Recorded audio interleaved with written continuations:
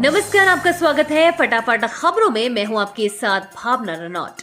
आज हम लेकर आए हैं उत्तराखंड के हर छोटे बड़े शहर की सबसे तेज और ताजा खबरें।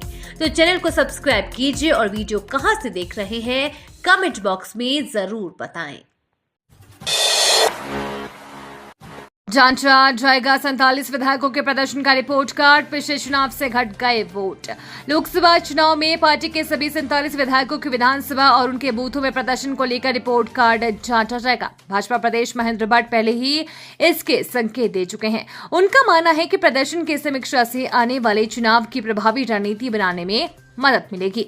लोकसभा की 5 सीटें जीतने के बावजूद भाजपा को 2019 की तुलना में वोटों और विधानसभा सीटों के मामले में झटका लगा है। 70 विधानसभा सीटों में भाजपा 2019 की तुलना में केवल 13 सीटों पर ही बढ़त बना सकी। सबसे ज्यादा बढ़त भाजपा ने नैनीताल यूएस नगर लोकसभा चुनाव में बनाई।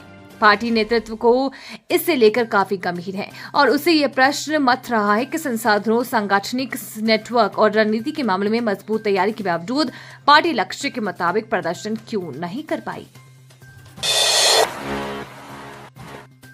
बिहार के पूर्वी छोर पर अटका मानसून जल्द पहुंचेगा उत्तराखंड। इस दिन से बरसेंगे बदरा, भीगेगा तन मन। वर्षा ऋतु में बढ़त को तर करने वाले दक्षिण पश्चिम मानसून के तय समय से उत्तराखंड पहुंचने की उम्मीद है। 30 मई को केरल तट के साथ पूर्वोत्तर राज्यों में पदार्पण करने वाली मानसून 31 मई से बिहार के पूर्वी छोर पर अटका है। हालांकि दक्षिण पश्चिम छोर से मानसून महाराष्ट्र व तेलंगाना होते हुए छत्तीसगढ़ में प्रवेश कर गया है। इधर बीते 2-3 दिनों में वर्षा नहीं होने से गर्मी फिर बढ़ने लगी है। ऐसे में हर किसी को मानसून का इंतजार है। अगले 2-3 दिन में भी उत्तराखंड में वर्षा के खास आसार नहीं है। उत्तराखंड समेत पूरे भारत में जून से सितंबर के बीच होने वाली मानसूनी वर्षा का हर किसी को इंतजार रहता है।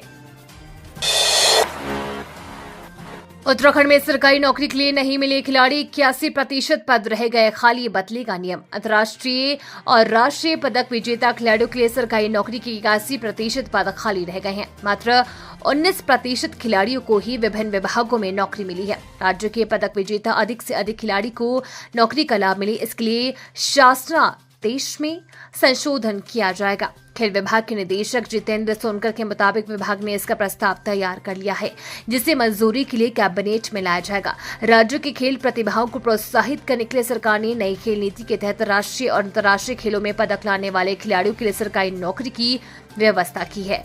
खेल विभाग का कहना है कि वर्तमान में हरियाणा, उत्तर प्रदेश, तमिलनाडु, ओडिशा, बिहार समेत कई राज्यों में पदक लाने वाले खिलाड़ियों के लिए सीधे सरकारी नौकरी की व्यवस्था है, लेकिन पूर्व में उत्तराखंड में इसकी व्यवस्था न होने से उत्तराखंड के पदक विजेता खिलाड़ी अपने सुरक्षित भविष्य के लिए अन्य राज्यों से खेल रहे हैं। खिलाड़ियों के इस पलायन से राज्य खेल प्रतिभाओं के होने के बावजूद खेलों में अन्य राज्यों से पिछड़ रहा है, जिसे देखते हुए पदक लाने वाले खिलाड़ियों के लिए सीधे सरकारी नौकरी की व्यवस्था बनाना आवश्यक है।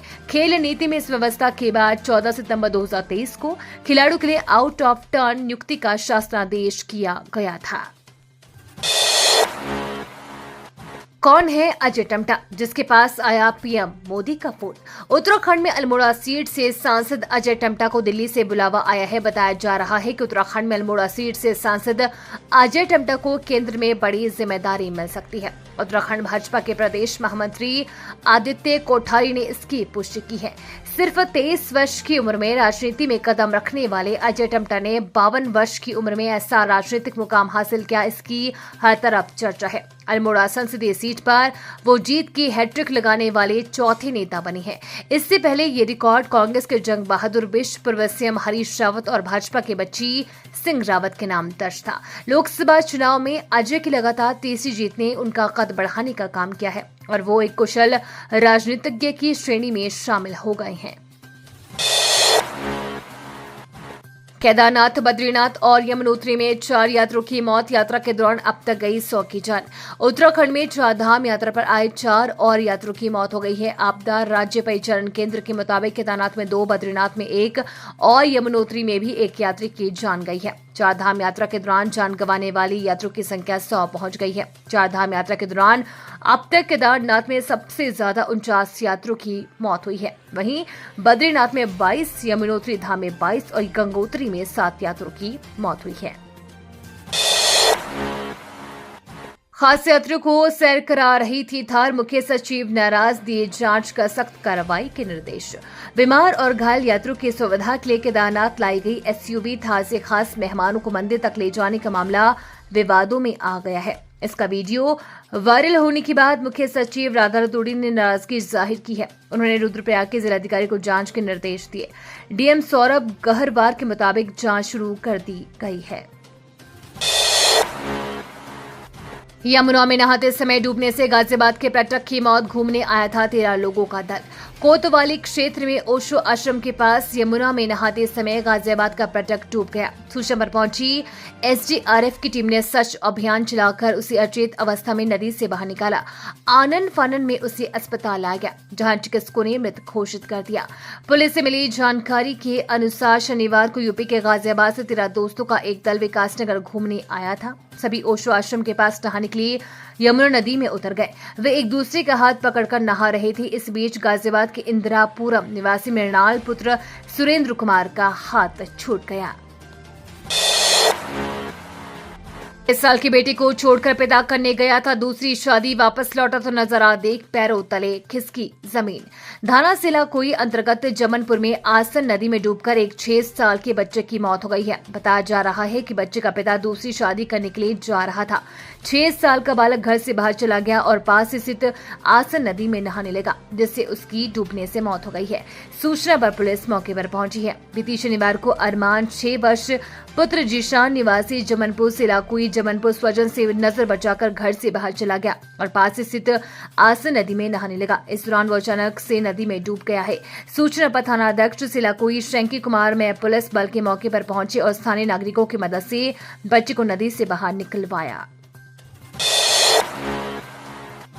नैनीताल में पर्यटकों की भीड़ के आगे व्यवस्थाएं धड़ाम। 20,000 से अधिक सैलानी पहुंचे। जगह जगह लगा जाम। ग्रीष्मकालीन पर्यटन सीजन का चरम और शनिवार को वीकेंड पर पर्यटक वाहनों के दबाव से एक बार फिर यातायात व्यवस्था चरमरा गई है। नैनीताल व कैंची धाम में उमड़ी पर्यटकों की संख्या के आगे सारे इंतजाम ध्वस्त हो गए। सड़कों पर वाहनों का रीला रहा। जाम की वजह से गाड़ियां रेंग कर चलती रही। हालांकि नैनीताल में एंट्री पॉइंट पर ही वाहनों को रोक दिया गया था, मगर जाम का जाम बरकरार रहा। कैंची के लिए शटर सेवा तो चली, फिर भी गाड़ियों के दबाव से अल्मोड़ा हल्द्वानी हाईवे हाफ गया। दिन भर में करीब 20,000 से अधिक सैलानी नैनीताल पहुंचे।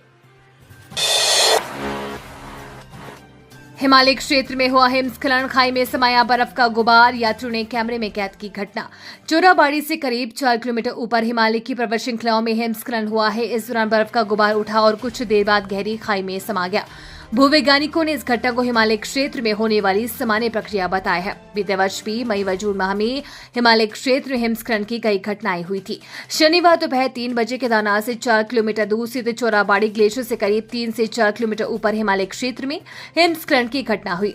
ग्लेशियर टूटने के बाद ऊपरी तरफ उठा सफेद बर्फ का गुबार नीचे की तरफ बढ़ा और कुछ देर बाद कुछ गहरी खाई में समा गया। केदारनाथ में मौजूद तीर्थ पुरोहित पंडित आनंद शुक्ला ने बताया कि मंदिर क्षेत्र में मौजूद कई यात्रियों ने इस प्राकृतिक दृश्य को अपने मोबाइल कैमरे में कैद कर लिया है। 14 लाख राशन कार्ड धारकों को रियायती दरों पर मिलेगा नमक। शासनादेश जारी। उत्तराखंड के करीब 14 लाख राशन कार्ड धारकों को सरकारी राशन की दुकानों से राशन के साथ रियायती दरों पर 1 किलो नमक मिलेगा। शासन ने इसका आदेश कर दिया है। नमक अंत्योदय और प्राथमिक के सभी परिवारों को इसी महीने से मिलने लगेगा। खाद्य मंत्री रेखा आर्य ने आयोडीन युक्त नमक दिए जाने को इन परिवारों के लिए बड़ी सौगात बताया है। खाद्य मंत्री ने कहा कि खाद्य विभाग की ओर से गरीब राशन कार्ड धारकों के लिए कई अहम योजनाएं चलाई जा रही है। इसका सबसे बड़ा उदाहरण मुफ्त अन्न योजना है, जिसका गरीब वर्ग को लाभ मिल रहा है। ये थी आज की फटाफट खबरें। हम मिलेंगे अगले बुलेटिन में। तब तक के लिए धन्यवाद और जय हिंद।